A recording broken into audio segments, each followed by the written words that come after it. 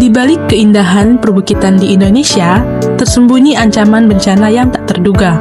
Hujan deras yang terus-menerus adalah pemicu utama air meresap ke dalam tanah, mengurangi daya tahan tanah, jenuh air mulai retak, tutur tanah melemah, dan tidak lagi mampu menahan beban. Dan akhirnya, longsor pun terjadi, membawa kerusakan masif di belakangnya. Memahami risiko ini adalah langkah pertama untuk mitigasi dan berkelanjutan, harus tetap waspada.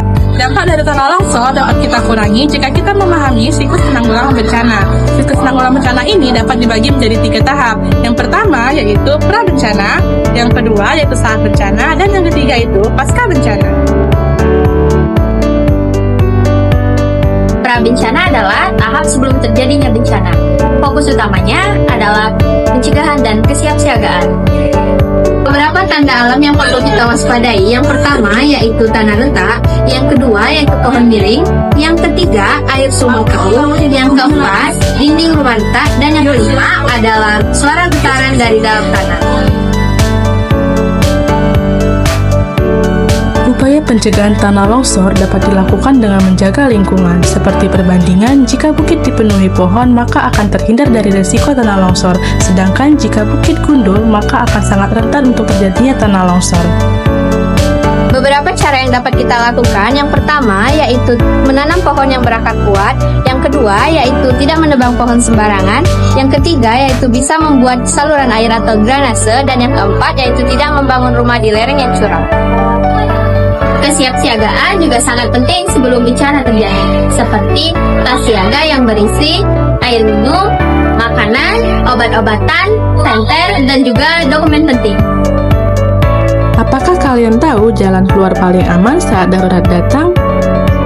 Yuk kita lihat bersama. Dari lokasi kalian, ikuti jalur evakuasi yang sudah ditentukan. Ikuti panah hijau ini ya, pastikan kalian selalu berada di jalur yang benar.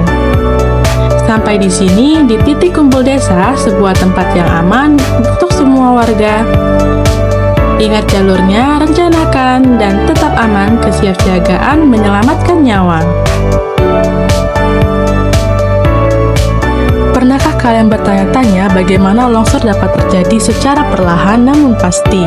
Semua dimulai dari pergerakan tanah yang tak terlihat, keris kecil yang mulai terbuka akibat berbagai faktor.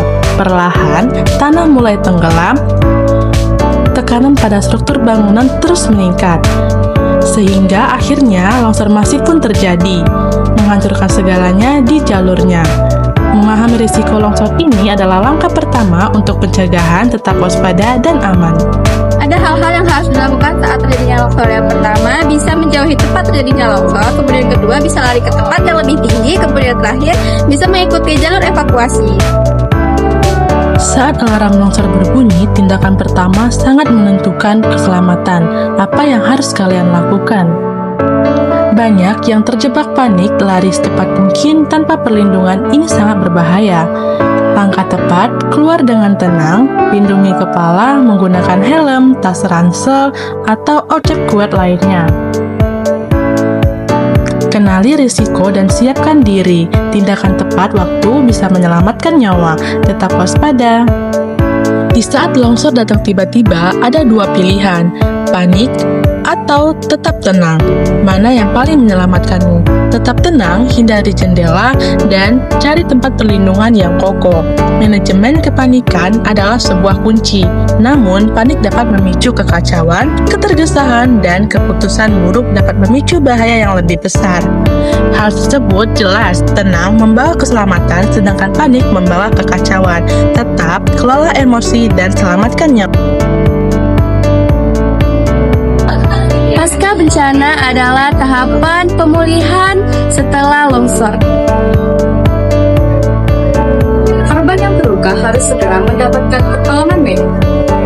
Masih membutuhkan makanan, air bersih, dan selimut. Jangan kembali ke rumah sebelum dinyatakan aman oleh petugas. Penanggulangan bencana terhadap tanah longsor terdiri dari 3 tahapan. Yang pertama, pra-bencana, saat bencana, dan pasca bencana. Dengan kesiapsiagaan dan kerjasama, kita dapat mengurangi dampak dan risiko dalam bencana.